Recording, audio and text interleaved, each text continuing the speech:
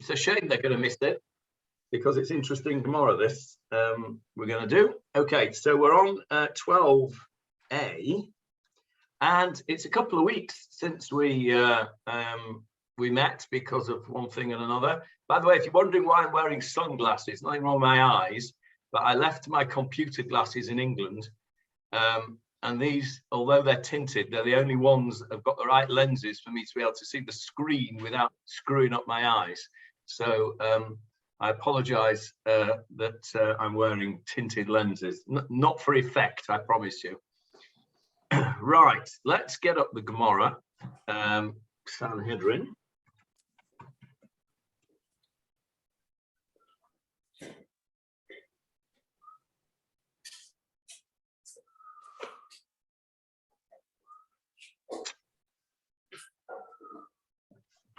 Where's it gone? There we are.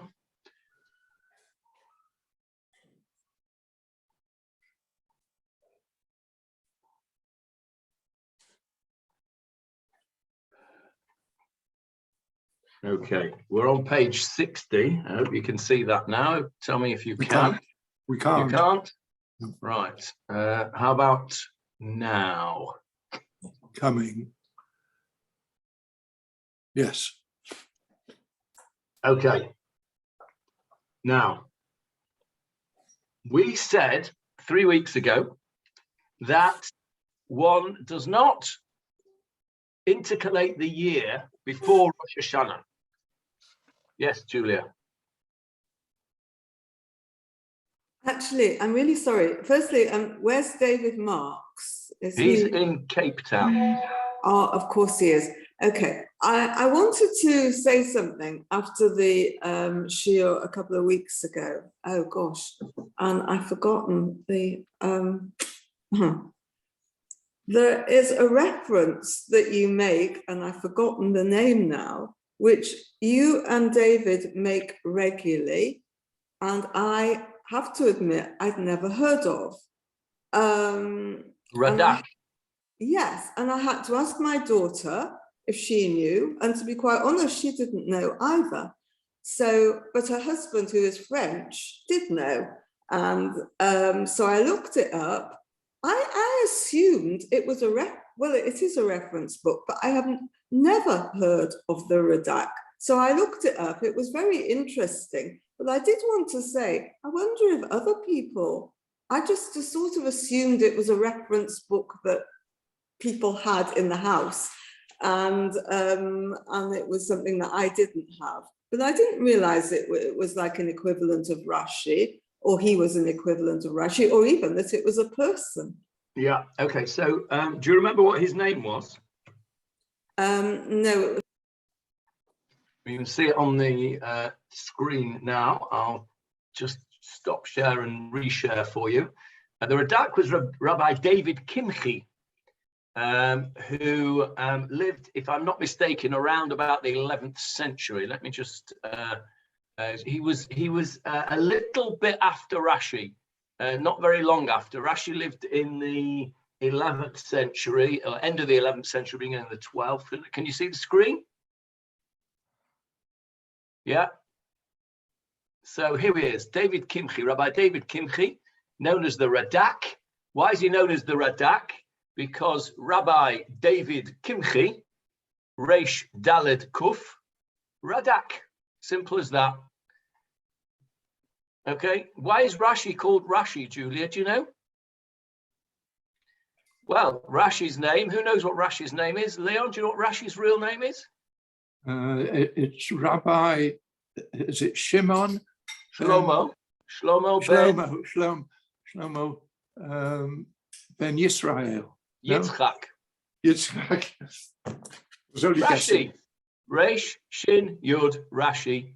Most people's name, Rambam. Why is Rambam called Rambam? Rabbi Moshe ben Maimon.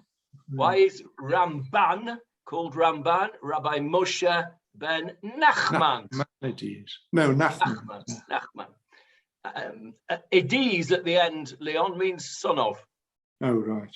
So Nachmanides, son of Nachman, Maimonides, son of Maimon. So Rambam is Reb Moshe ben Maimon. Radak is Rabbi David Kimchi, not Ben actually. He actually had a surname. Rabbi David Kimchi, and as you can see, I don't know if you can see, it might be a bit too small for you. He was born in southern France, he was a very well-known commentary. It's interesting. Why is Rashi so famous? I don't know really. Rashi writes no more or less than many of the other commentators who didn't quite get to be as famous. Rashi, of course, is top of the Premier League. Radak would be certainly a Premier League commentator, perhaps sort of just outside the top four. If we had to make a top four, we'd have Rashi, Rambam, Ramban. Yeah, they'd probably be in the Champions League. Radak would be up there with them, there or thereabouts. A well-known commentator. One of the reasons that he's particularly popular amongst people like David Marks is that he's very grammatically oriented. He's very fixed in rationality, a bit like Rambam is, not particularly mystical, which is a little bit unusual because he was Southern French. Southern French were actually usually quite mystical. In the southern part of Europe, there were more mystics than in the northern part of the Ashkenazi area. But that's who he was, the Radak. And it's interesting, if you have a look over here, the works of the Kimchi family were underwritten by the Ibn Yahya family of Lisbon, Portugal. Now, of course, Portugal and Spain were the sort of the strongholds of Sephardi Judaism, Sephardi writings, and if you, for example, Rabbi Yosef Karo, who some of you may have heard of, he wrote a book that you'll all have heard of called the Shulchan Aruch, otherwise known in more Ashkenaz terms as the Shulchan Aruch. And he wrote that to Rabbi Joseph Caro. He came from Spain originally. He then went with the expulsion from Spain. He was only 4 years old when the expulsion from Spain occurred in 1492. His parents moved with him. They made a bad choice, really. They went to Portugal because 5 years later they got booted out of there as well in 1497. And then they went to Morocco. They crossed through Gibraltar into Morocco. And then from there, they made their way to Sfat, but not before stopping on the Bulgarian border, Bulgarian-Romanian border in a place called Nikopol. Marcel will be very familiar with that. You can see Marcel's just joined us. Marcel will be very familiar with that because Marcel knows a lot about the Romanian and Eastern European history. In fact, Marcel, are you there? Can you hear me?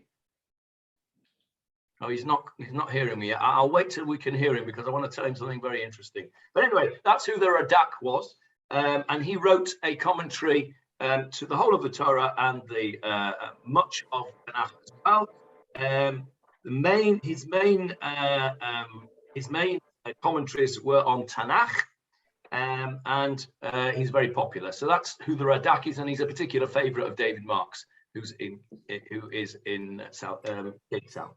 Okay, right. Any other questions before we carry on? No. Okay, let's go back to the Gemarah. Let's go back to the Gemarah. Get the Gemarah back on the screen. Give me a sec.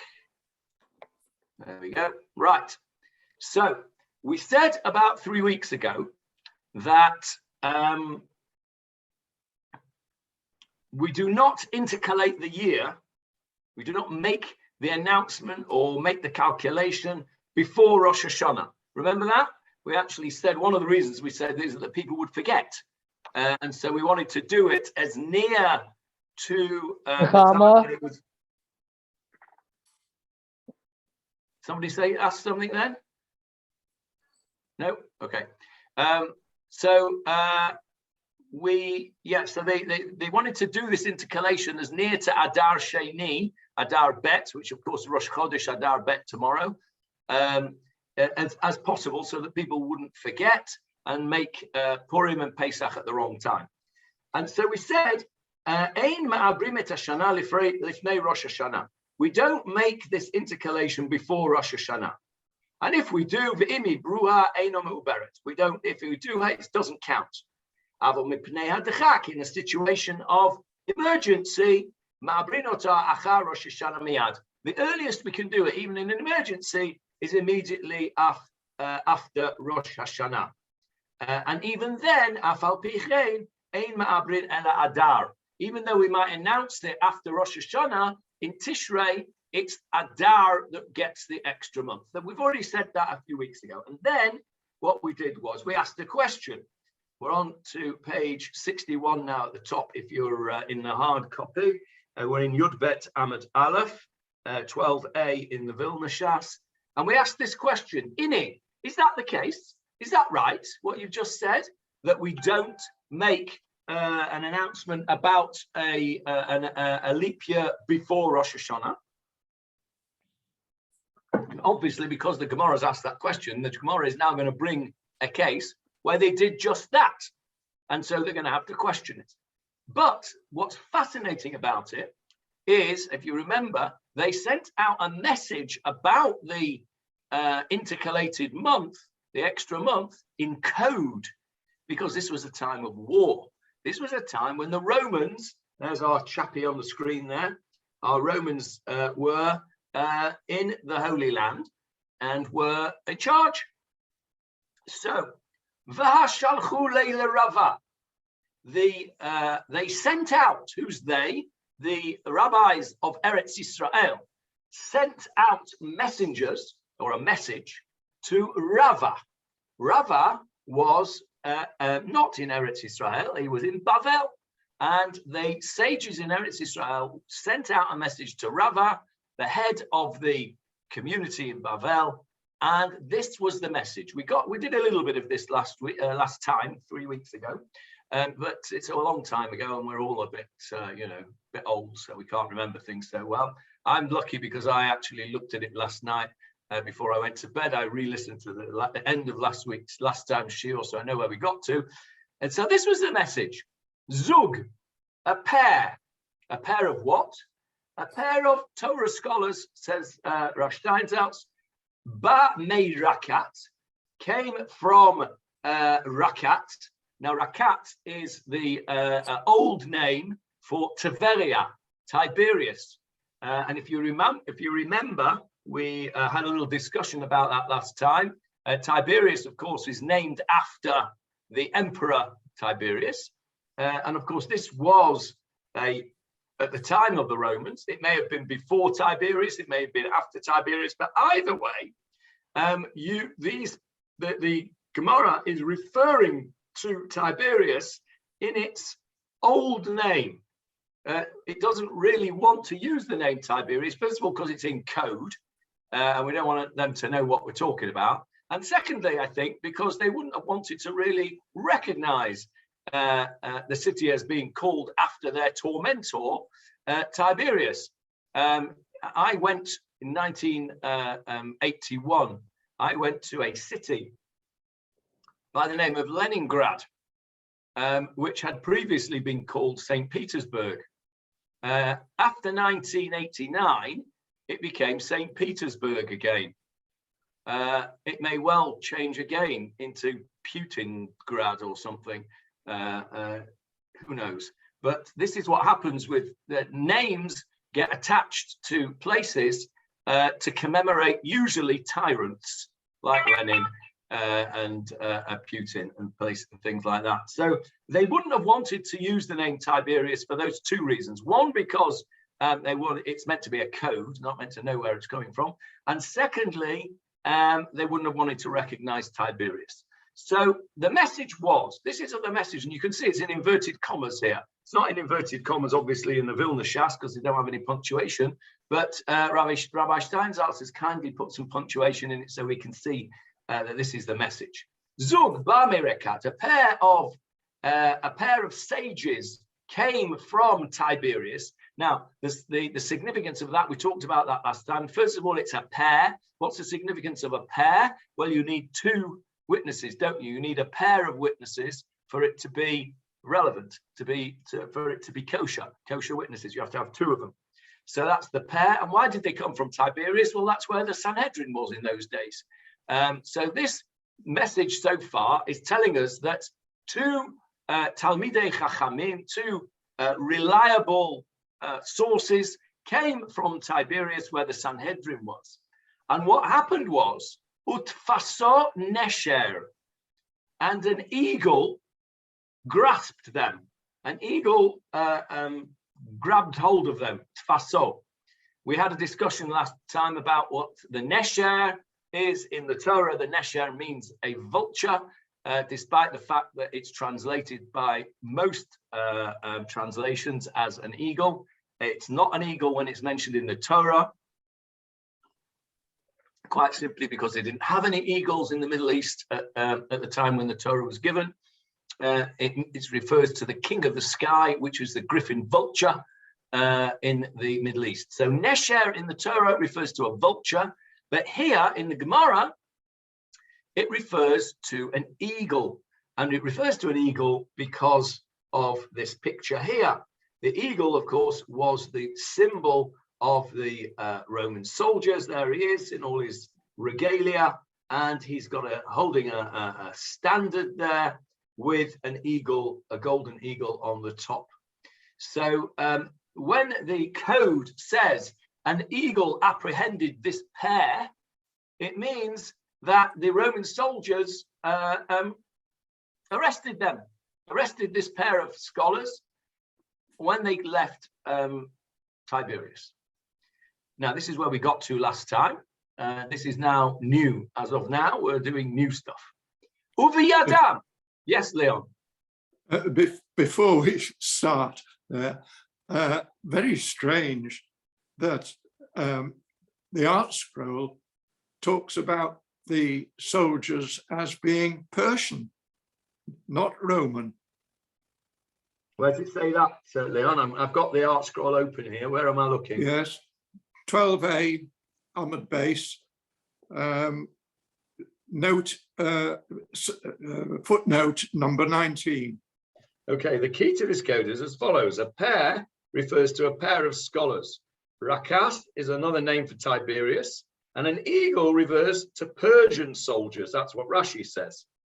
Eagle was chosen as the code word for Persian soldiers because in Daniel chapter 7, verse 4, the Persian kingdom is portrayed as having an eagle's wings. That's interesting. Shall we have a look at that? Let's have a look at Daniel chapter 7, verse 4. Let me get it up on the screen. Let's find it.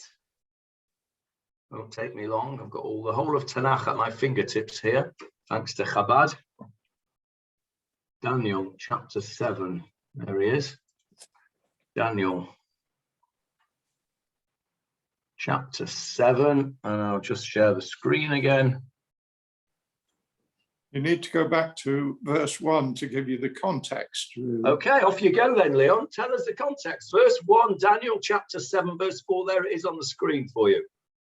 In the first year of Belshazzar, king of Babylonia, Daniel saw a dream and visions in his head upon his bed. He then wrote down the dream and told the major parts. Daniel began and exclaimed, I saw in my vision at night that, behold, the four winds of heaven were stirring up the great sea. Is that the Mediterranean? The great sea? Yes, I think it must be the Mediterranean, because where did Daniel was in, he was living in Babylonia, wasn't he? He was living in Iraq way. So I suppose the nearest sea would be the Mediterranean, no? Yes. Four immense beasts came up from the sea, each different from the other. The first was like a lion, and it had eagle's wings. That's the source of it. Okay, let's have a look what Rashi says. There's Rashi. Okay, Rashi says on this pasuk, the first one was like a lion and it had the wings of an eagle. It was like a lion and it had the wings of an eagle. That is the kingdom of Babylon, which was ruling at that time. And so did Jeremiah see it. In chapter 4, verse 7, a lion has come up from its thicket. And he also says, like an eagle, he shall soar. Okay, that's interesting. Okay, so Rashi is following Yirmiyahu and says that our Gemarah, that's really interesting. That I hadn't clocked that footnote, Leon. Thank you for pointing that out. Let's go back to our Gemarah.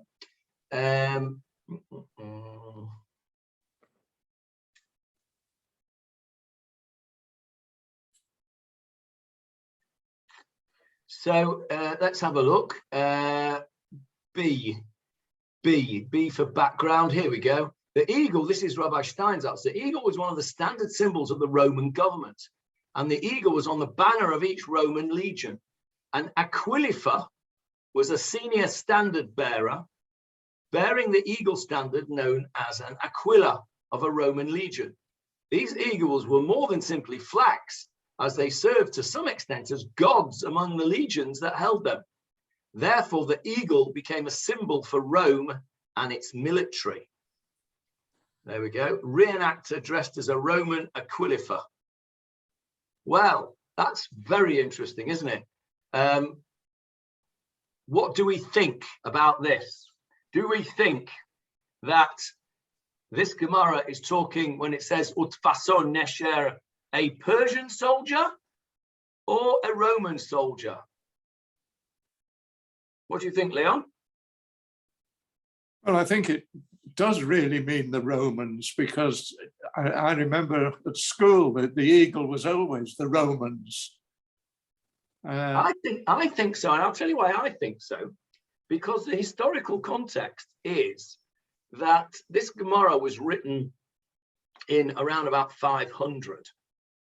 And it's talking about a time during the time of the Mishnah, during the time when the Sanhedrin was in Tveria or Rakat.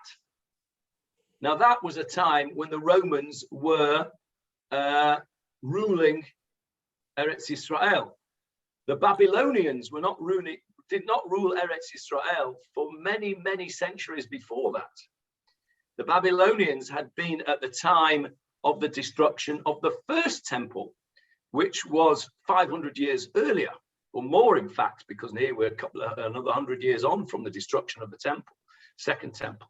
Here we're talking about second temple times, or just after second temple times, when the land was being ruled by Rome, not by Persia, Media, or Babylonia. So come to you in a sec, Julie. I'll just finish the thought process. So I would go, if I had to choose, I would go with Rabbi Steinsaltz's explanation that this referred to Roman soldiers.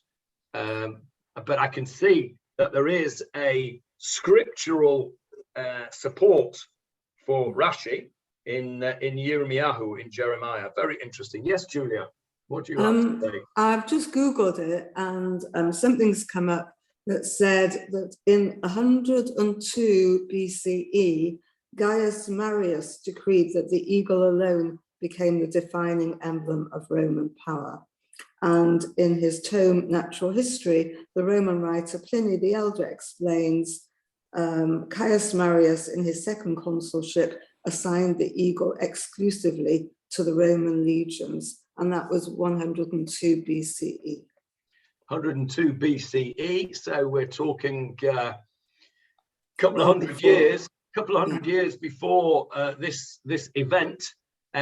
So by then, everybody would have known that the Nesher, the eagle, actually represented Rome. It's not a very good code then, is it, really? If you think about it. It's a pretty easy code to crack, I guess. But I think that supports Rav Steinsaltz, doesn't it? Mm-hmm. Now, what's interesting is this. What's interesting is that Rashi, of course, lived some, 900 years after the destruction of the temple, maybe a bit more, 1,000 years after the destruction of the temple, not within the sphere of influence of Rome in the Holy Land, but certainly was very much in the sphere of influence of Rome in his own life, because of course Rashi lived in Crusader-ridden Europe. Rashi lived at the times of the First Crusade. He lived in the area of the First Crusade as they rampaged through Europe as the Christians, under the flag of Rome, under the Roman Pope, Pope Gregory, not sure which number he was, but he was, I think, anyway, it doesn't matter which number he was Pope Gregory, whipped them all up into a religious frenzy. Richard the Lionheart, or Richard the not so great for us anyway, went on along with it. And of course we had the Crusades, and Rashi was right in the middle of that. So it's interesting that although Rashi will have certainly been aware of the power of Rome, that Rashi chooses to use the scriptural support and say that this was these were Persian or Babylonian soldiers who apprehended this pair of scholars. Very interesting. Thank you for that, Leon. I'm going with Rav Steinsaltz. Okay, now let's carry on with this code. So far the code has said a pair of something came from Rakat and were grabbed hold of by an eagle. Uviyadam, and in their hand, Dvarim Hanaaseh Beluz. And in their hands, there were Dvarim, things, Hanaaseh, which had been made, which had been manufactured, Beluz, in a place called Luz. Anybody know where Luz is? If David Marks was here, he would immediately know where Luz was, because it says in the Torah that Luz was the name of a place which got its name changed to something else.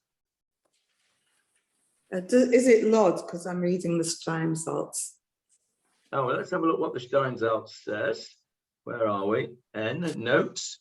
Made in Luz. Maharat Hayut suggests that this phrase carries another hidden allusion. In his opinion, the message indicates that the pair of sages carried news of the intercalated year, which was a function performed in Lod, a locale in Judea, which was known for a time to be the seat for intercalating the year. The message read Luz instead of Lod, so as not to disclose the information to the authorities. Well, I think that what that tells us, Julia, is that the one place that Luz was not was Lod. Okay, but interesting. Okay, so trying to, according to this opinion, they're trying to throw them off the scent. It's not Lod. Luz was in the Torah. The Torah tells us that there was a place called Bet El. And we've heard of Bet El, haven't we? Because we've been learning about Bet El in the Shmuel Aleph Shiur, because a lot of the stuff going on in Shmuel Aleph goes on around Bet El, Givat Shmuel. In fact, on Sunday, we're going to actually see that one of the things that goes on in next week's Shiur on Sunday will be that the Plishtim, the Philistines, actually block off the main road to Bet El. Now, Bet El in the Torah, we're told, V'shem ha'ir Luz barishona, and the name of the city was Luz originally. So where Bet El is, and I haven't got the map to hand here, but it's if you remember, it's sort of slightly northwest of Jerusalem, Bet El. That is where Luz was. Now, the Gemara now puts, we should have a brackets here. We should have a brackets before the next three words, Umay Nihu Techelet. Because what that is, Umay Nihu Techelet, is the breaking of the code. Now, obviously, the code did not include the clues in there to tell you what it was. So this really should be in brackets or parentheses. Does anybody know the difference between brackets and parentheses, by the way? Is Same thing. parentheses just a fancy name for brackets? Yeah. Okay, I'll use parentheses then, and you'll think I'm dead clever. Right, so umay nihu means, and what was it? And what was it that they had in their hand that was made in Luz? And look what it is. Techelet. Techelet. Have you heard that word before? Look behind my head. Techelet. Okay, so what was it that they made? Now it seems that Luz was the place where they made Techelet. Techelet, of course, is the color, the deep blue color that was meant to be on the tzitzit. We read it in the Shema every day. Patil Techelet, you are meant to have a blue thread. You probably can't see it because it's not very clear, but on my tzitzit there is a blue thread, and that is Techelet. And it seems that, let's have a look at Stein's answer. He says some background here. Sky blue dye Techelet. Some authorities have determined that sky blue dye was harvested in Eretz Israel from the snails of the genus Murex, and there it is. Okay, there is the Murex shell. Now, this gives me an opportunity just to digress about Techelet a little bit. Techelet is the dye that we use for the tzitzit. Now, it's only in very modern times that the dye has been available and that we have this color here. I don't know if you can see that. You probably can't. No, I don't think you can see it. Anyway, it's blue. And it's Techelet.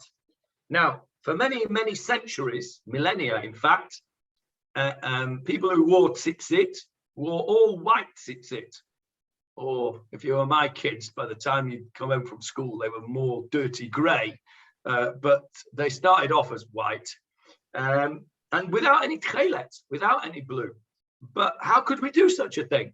Because we read in the Shema every morning, V'haya lechem tzitzit, v'kanav patil techelet. On its corner, you shall have a patil techelet. So if we have a mitzvah to do a patil techelet, to do a thread of techelet on our tzitzit, why did we for centuries not do it? And why are we now doing it? And why are we only some of us now doing it? Why are not everybody who wears tzitzit wearing Techelet? Yes, Julia, are you going to answer my questions? I'm not going to answer your question, but I happen to have done a load of washing this week for my daughter who's got a problem with her water. And I have to say that I have a question about washing tzitzit, which is because I find them impossible to wash and she keeps telling me not to, but I ignore her. But none of them had blue, unless I've gone colorblind, not one of them. Okay. Right, so you are not answering my question, but you are. No, but you can also tell me how to wash them. You're reinforcing my question. You're reinforcing my question. Why, does your daughter wear tzitzit, or are they her children's tzitzit?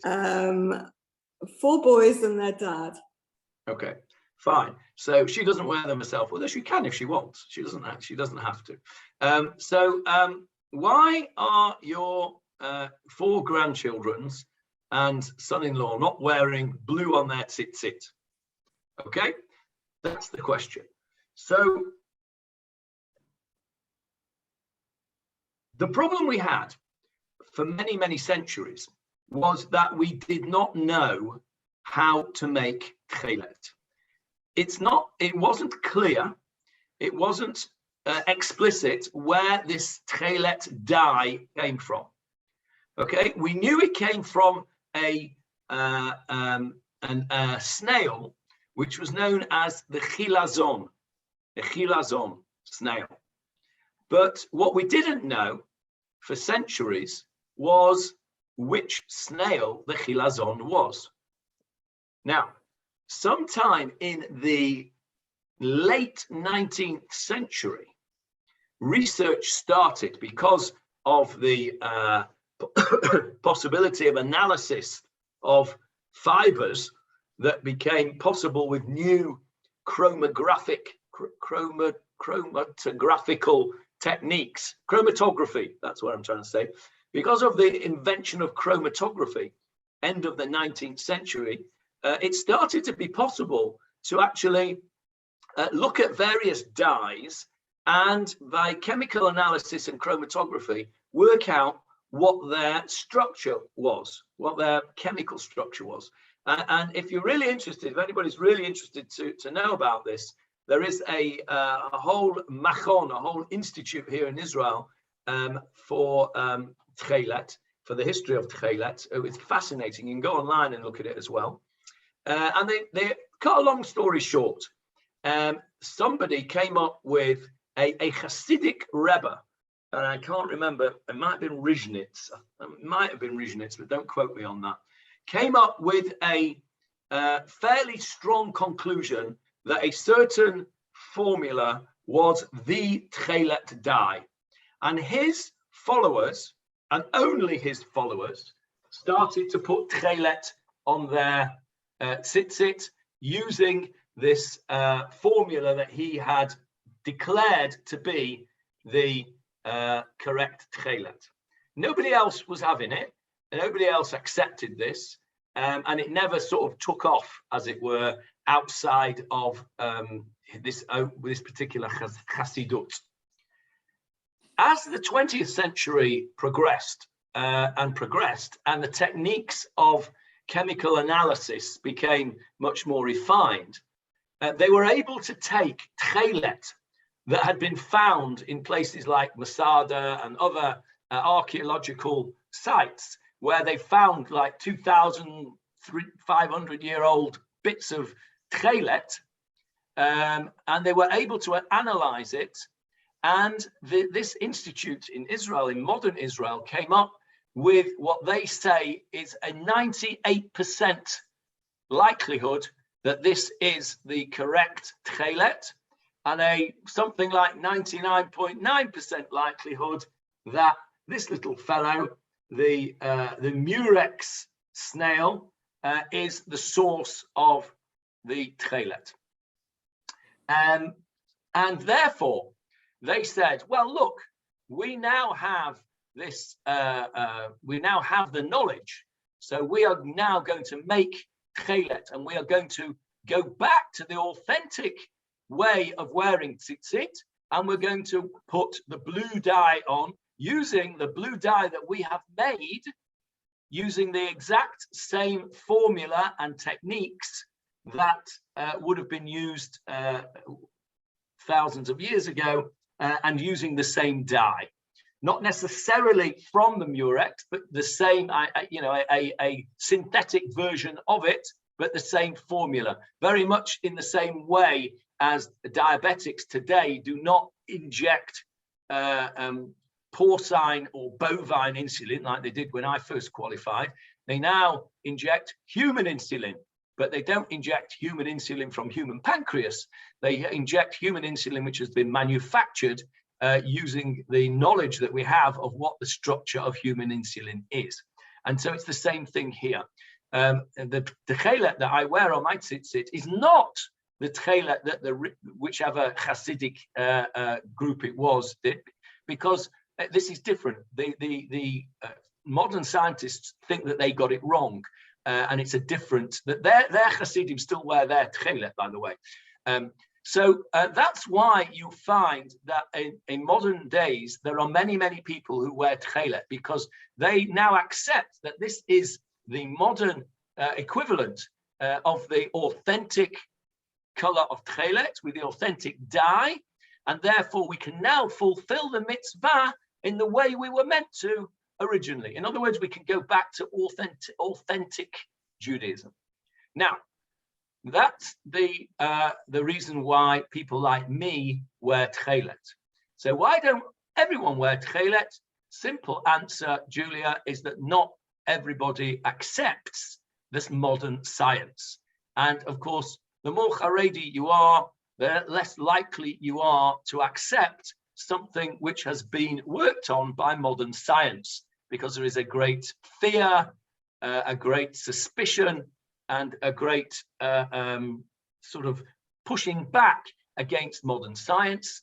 And therefore they say, no, we don't know for sure, and we don't trust you modern scientists because you're not God-fearing people, and so we're not going along with your science. We don't accept that this is the real Techelet, and if it's not the real Techelet, then we're better off not having it at all, and we'll wait, thank you very much, until Mashiach comes and tells us exactly what the Techelet is. Now, that is the reason why people who are from a very Haredi background will not wear Techelet. The question is, why don't people who are not Haredi wear it? And the reason is because they go into the shops and they don't know, they don't know what's what. All they know is that tzitzit are tzitzit. They buy their tzitzit from the tzitzit shop, and the seller may or may not say, do you want Techelet? And they may or may not know what it is. And all they know is that their fathers and grandfathers never had it. So thank you very much. We'll stick with the status quo.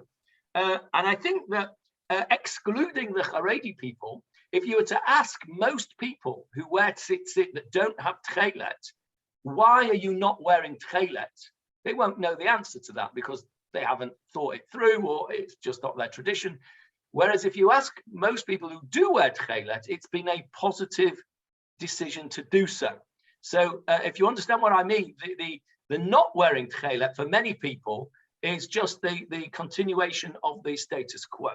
Whereas wearing Techelet is a statement. Now, the other reason why many people don't wear it has become a bit of a political statement.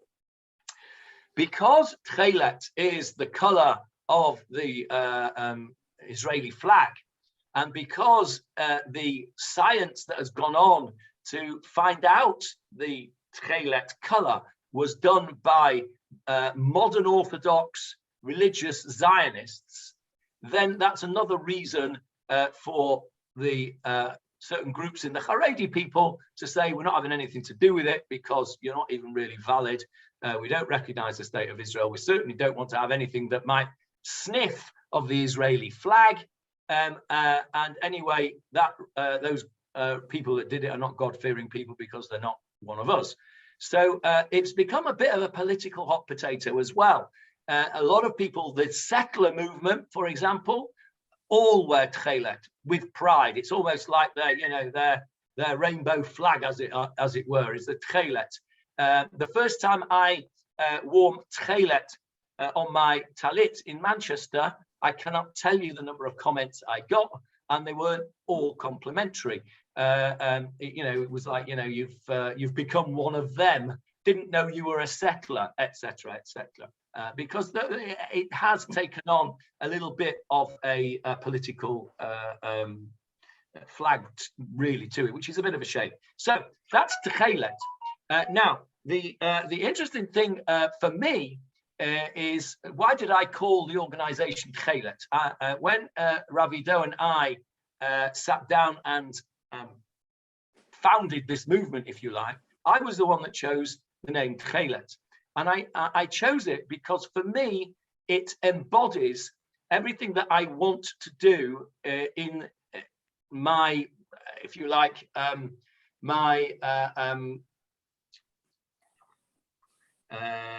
my spreading of Judaism, if you like.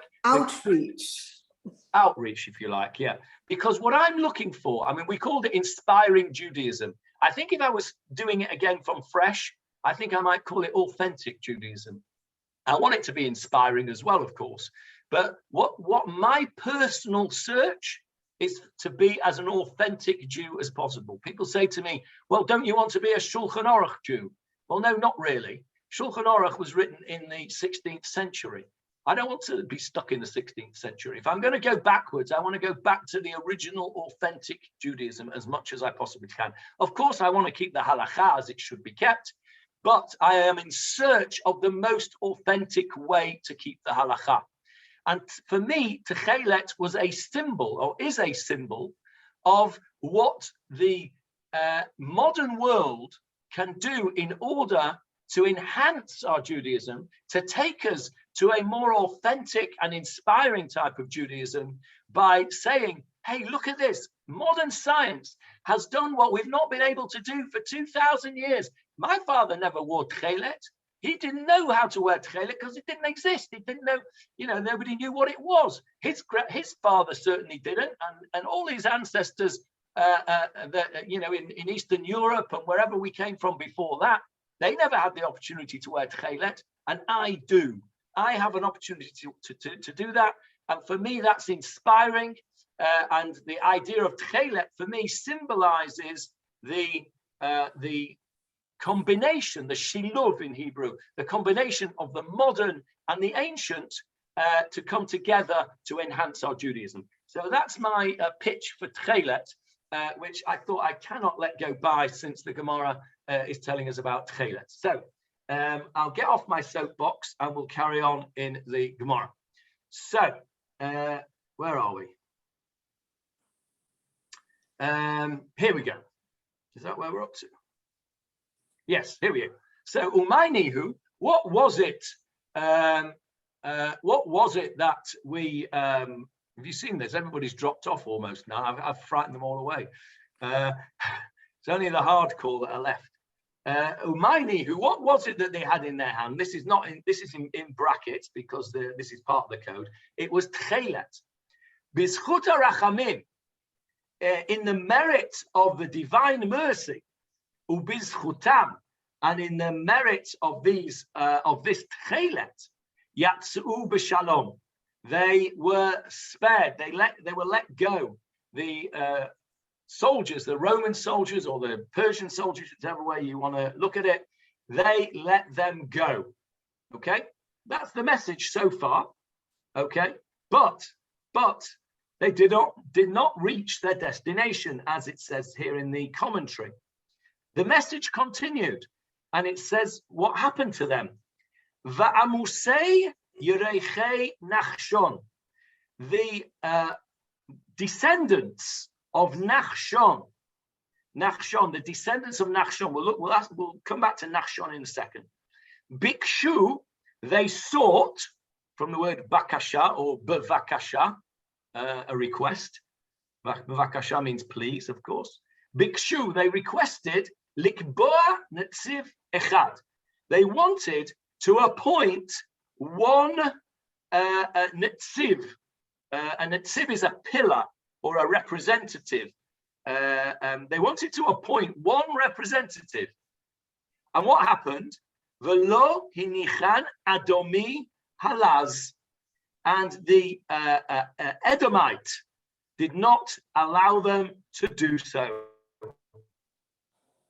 Okay, we'll stop there for the second, and then we'll just look at this, what this bit of code means. The descendants of Nachshon. Who was Nachshon? Anybody know?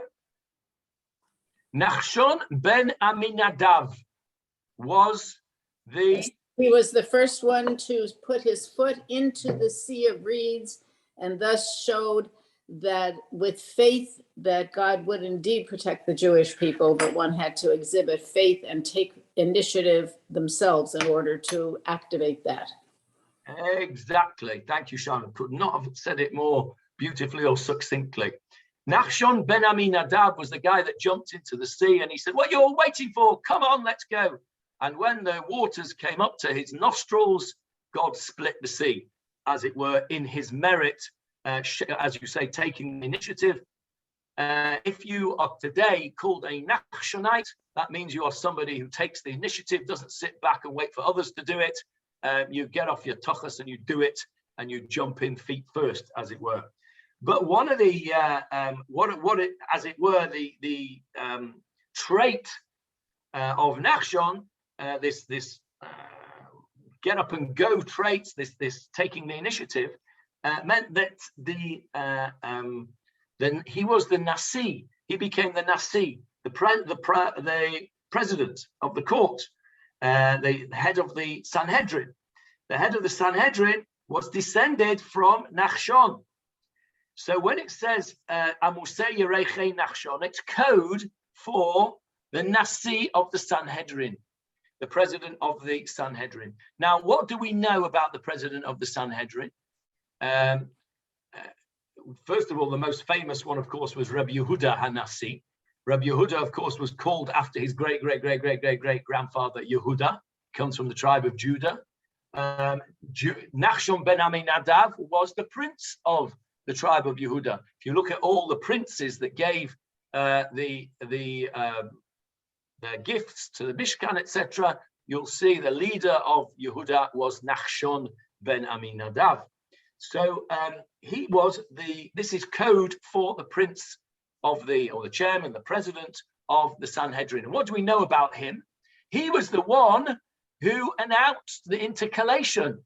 Remember, we said no intercalation can go on until the prince has announced it, until the Nasi has announced it. So the descendant of Nachshon, in brackets, the head of the Sanhedrin, he wanted to fix a representative. Now, what's this netziv? This netziv is one extra month. So why do we use the word netziv for the extra month?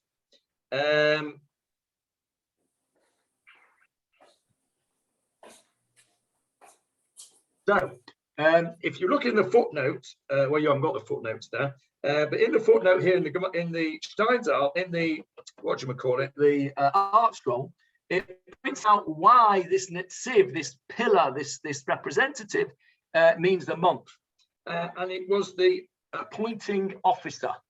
He refers it to as the appointing an officer, which is to add the extra month, and we've got it over here. We've not yet come to the main bit, so I just want to get to the main bit before we stop.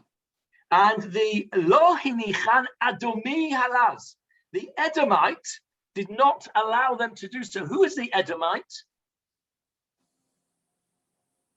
Who is Edom? Interestingly enough, it's now become the Romans. Yes, it's become the Romans. Yes. Now, Edom, who was the original Edom? In the Torah, who was the original Edom? Edom was the name for somebody else in the Torah. I'll give you a clue. Something to do with what he ate. Or I suppose more accurately, something he drank. Damn, blood. No. But you're not that far off. But it's not blood. I might have just thrown you off the scent there. What he drank, this fellow, was something that was red, but it wasn't blood. Who drank something red in the Torah? It's the brother, Jacob's brother, Esau. Yes, Esav, correct. Esav comes in from the field, and he is tired and hungry, and Yaakov is making what? Stew. Red stew out of red lentils. Red lentil soup or stew, that's right. Red lentils. And he says, Esav says, hey, give me some of that red stuff. Give me some of that red stuff. And Yaakov says, well, you can only have it if you sell me your birthright.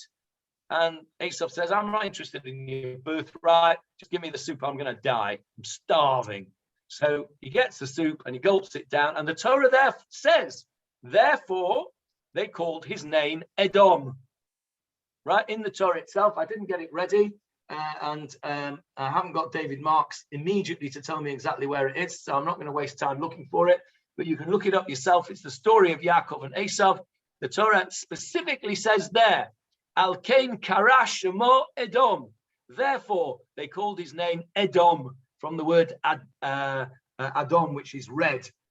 So you were right in a way, Leon, that it was to do with something red, but not. He wasn't drinking blood at that time. He was drinking lentil soup. So Edom was Esav. Now, traditionally, wasn't he also supposed to be red-headed, and so was Herod, something like that? That's correct. He was hairy and ruddy, in appearance. That's correct. We're told that right at his birth, that he was a Adam Dom. He was ruddy in appearance. Who else was ruddy in appearance in the Tanakh? No. But King Herod, I think, was supposed to have been also the same color. And it's may well be. I'm not aware of that. He wasn't in Tanakh, though. Somebody before King Herod, who's described as of ruddy appearance. Also a king, have a guess? How many kings do you know of Israel? So wasn't David HaMelech a redhead? Yes, exactly. David HaMelech, King David, was described in Tanakh. We'll come to it in the Shmuel Aleph Shir, probably in about 3 or 4 weeks. David HaMelech was of ruddy appearance as well. But here, what's interesting is that Esav, who clearly his genetics are exactly the same as ours, because he was a twin of Yaakov, right? His parents were the same parents as Yaakov. Edom came to be synonymous with Rome, okay? Synonymous with Rome, which of course is not a genetic thing at all. When we say that Rome is Esav and Rome is Edom, we don't mean that genetically. If you go and check the Romans, you'll find that they have the same DNA that Esav had. That's not the case at all. But it's an idea that Edom, that Rome took on the character traits of Esav, who traditionally is described as the arch enemy of the Jews. Esav threatened to kill Yaakov. There is a Gemarah that says, halachahi, it is a matter of fact. Esav soneh et Yaakov. Esav hates Yaakov. So Esav has become the simile for any anti-Semite. Anybody who hates Jews is called Esav. Amalek is another, who was the son of Esav, is also another expression that we use for anybody who hates the Jews, is called Amalek, which is why it was so disgusting that a certain group of people during one of the last previous elections that we had described publicly Yair Lapid as Amalek.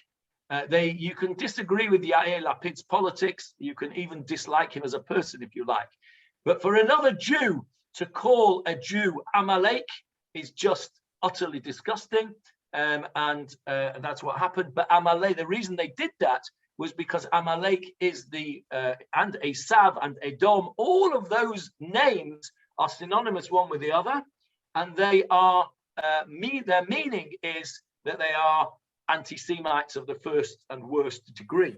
And so, of course, when these people here say, when the code says, Lo hinichan adomi halaz, the Edomites did not allow them to do this, they're obviously talking about the Romans. And as Leon points out, we've now gone from a Persian soldier or a Babylonian soldier capturing them to the Romans not giving them permission to do the intercalation. So I think that's another support for Rav Steinsaltz's position against Rashi's position as to what we said earlier on, that the Nesher referred to over here, the Nesher over here referred to this chap and not the Persian or Babylonian. So they didn't let him do it. Okay, they didn't let him do it. So let's just let's stop there, and we'll find the last bit next week, because I don't want to rush the last bit of this code. So let's see what we've done today. We went over the first bit. We talked about the Nesher. Leon brought us the fact that Nesher may be Persian and Babylonian soldiers because of the book of Daniel and the book of Jeremiah. We're going with the Romans because that's when the historical context was. They had this thing that protected them from the Roman soldier was, in fact, our good old Techelet.